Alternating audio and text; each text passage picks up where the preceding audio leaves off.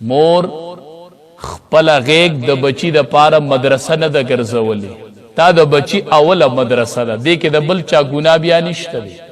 علما وایي چې کم ماشوم اولی خبرې وکړلې، چې خبرې شروع کولې او د د خولې نه ووتو الله، دا اول د د خولې نه ووتو، علما وایي د دې مور او پلار ټول ګناهونه الله معاف کړل، چې د بچی جبه ماته شوله په الله باندې.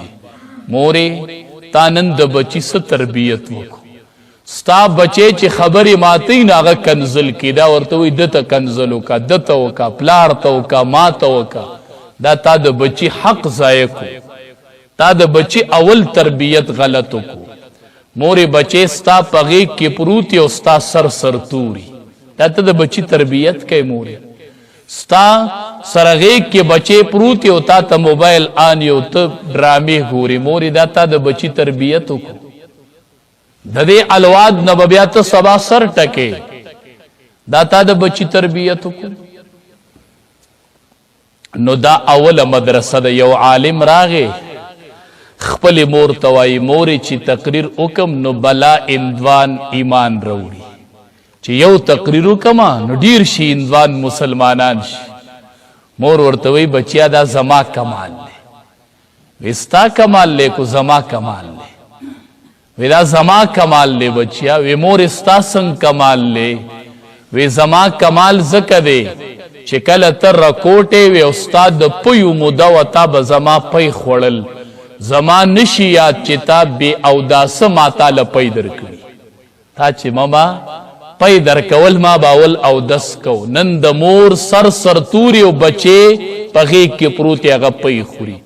سبا وی مولي صاحب نافرمانه دی، دعا ورته کوه چې الله حافظ کې او الله عالم کې. مورې تا ورله تربیت څنګه کړی دی؟ دا غیږ نه ده ستا دا غیږ نه ده مورې، دا اوله مدرسه ده. مدرسه دې کې د بچی تربیت وکړه، دا خو درسګاه ده. درسګاه مورې د بچی تربیت دې وکړه.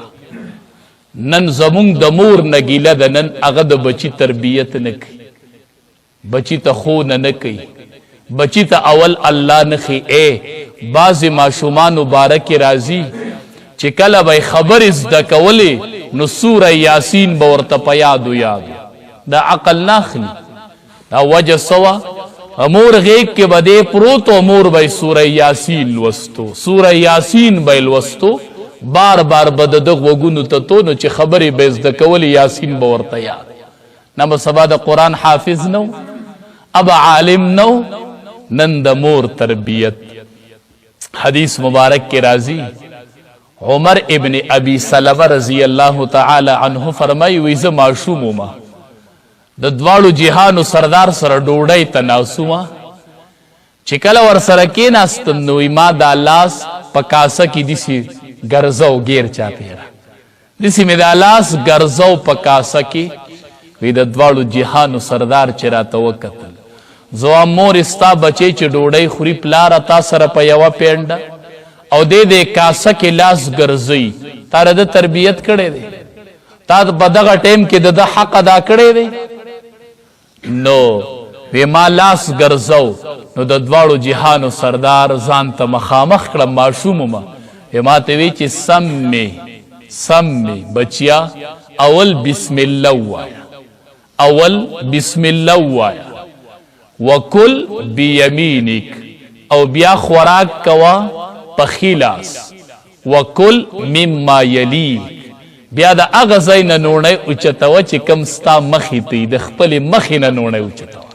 دا درې آداب راته د دواړو جهانو سردارو ښودل. سمې تسمیه وایه، بسم الله وایه چې ډوډۍ ته کینې. دویم وکل بیمینک، بچیا خوراک په ښي لاس کوه. دریم وکل مما یلیک، چې کم ځای درته نږدې چې یو قسم سالن پروت نو بیا به د خپلې مخې نه ډوډۍ خورې.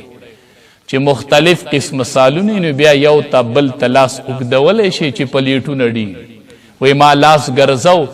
نبی کریم صلی الله علیه وسلم راته دا درې آداب د ډوډۍ وښودل.